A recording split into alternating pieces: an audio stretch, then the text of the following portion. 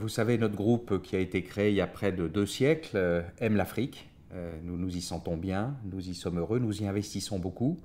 Et l'occasion de ces Jeux dans lesquels les Congolais ont investi énormément pour accueillir toutes les nations importantes qui y participent,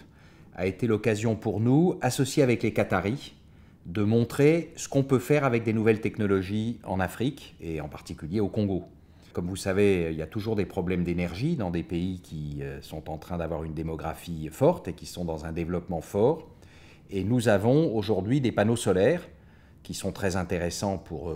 permettre d'avoir de l'électricité. Mais le problème, c'est que ces panneaux solaires servent quand il y a du soleil. Et donc la nuit, le soir, le matin, il n'y a pas d'électricité. Or, nous avons conçu des batteries qui sont extrêmement intéressantes, qui permettent justement de conserver pendant la journée l'énergie de ce soleil et de la restituer le soir et la nuit. Et donc, avec nos amis du Qatar, nous avons décidé de démontrer qu'on pouvait installer au Congo un système de fourniture d'énergie qui va permettre de donner à ces Jeux non seulement les plus importantes technologies, mais des énergies propres et renouvelables. Nous avons près de 70 véhicules qui sont mis en place, 50 automobiles, 4 portes, conçues par Pininfarina, avec nos fameuses batteries électriques, qui vont donc être chargés avec l'énergie du solaire, et près d'une vingtaine de bus qui vont permettre de transporter les différentes personnalités qui participent à ces Jeux. Donc ça va être une première mondiale, où vous allez avoir autant de véhicules électriques, uniquement chargés avec de l'énergie propre, qui est l'énergie solaire, et donc qui vont permettre à ces Jeux, en dehors de la participation bien sûr sportive, de montrer qu'on peut en Afrique faire cette fameuse transition énergétique.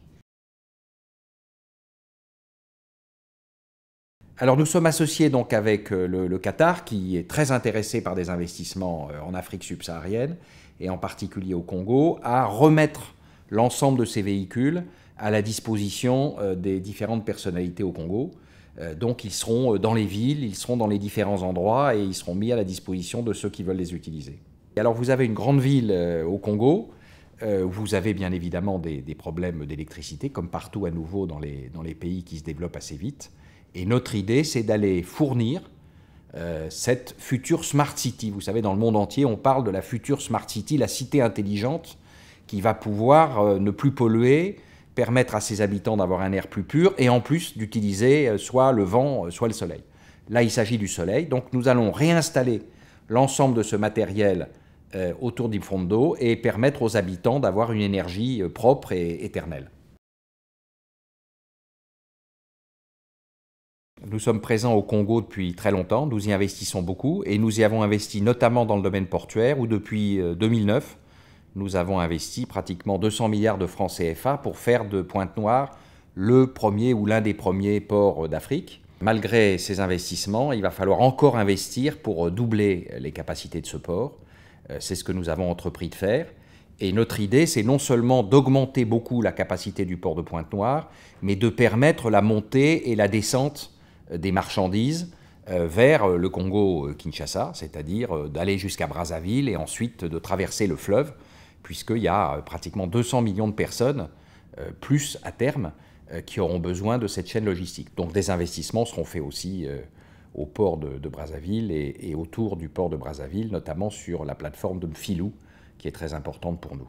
Mais c'est ça qu'on veut démontrer en Afrique, c'est que nous sommes à la fois un partenaire pour les questions technologiques, mais qu'on est capable également d'aller faire des développements dans les énergies nouvelles, parce que la logistique est bien, les énergies nouvelles, c'est important. Et puis enfin, comme vous le savez, le groupe Bolloré est devenu le premier actionnaire de Vivendi, qui est l'un des premiers groupes de médias dans le monde, propriétaire de Universal Music, numéro 1 de la musique dans le monde, du groupe Canal, et nous allons déposer la première pierre d'un Canal Olympia, qui est un cinéma Dolby Stereo, grand écran, qui va être installé à Brazzaville et qui va permettre à la fois de faire de la projection de films, bien sûr de Studio Canal, tous les grands films du monde, en numérique, mais aussi une salle de spectacle